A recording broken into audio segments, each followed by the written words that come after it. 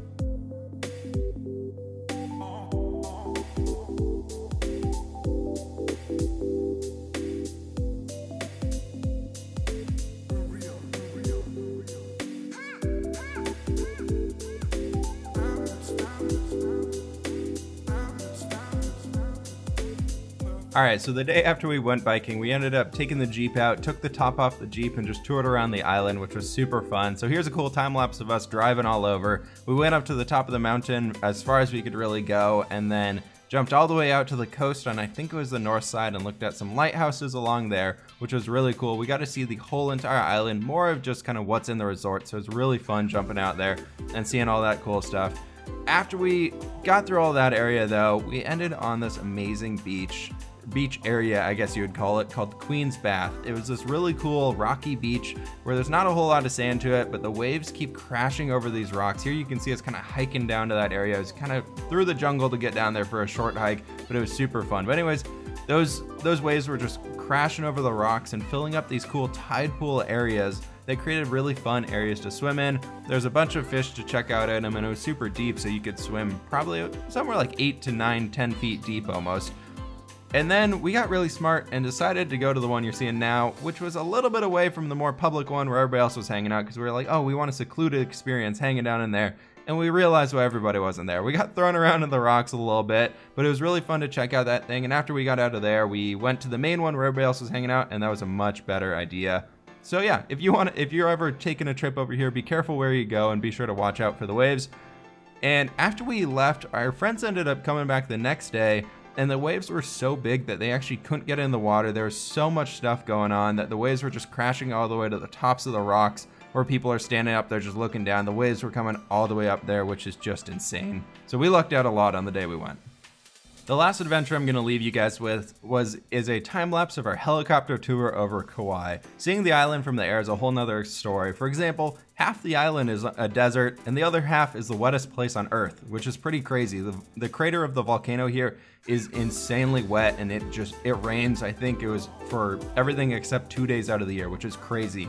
But anyways, guys, that'll be it for today. Thank you all so much for watching. Be sure to check out my Twitter if you guys want to see more pictures and other fun stuff that we went on and all the adventures that were going on, and more adventures to come here in the near future. Please leave a like on the video if you guys want to see more stuff like this, and I will catch you on the flip side.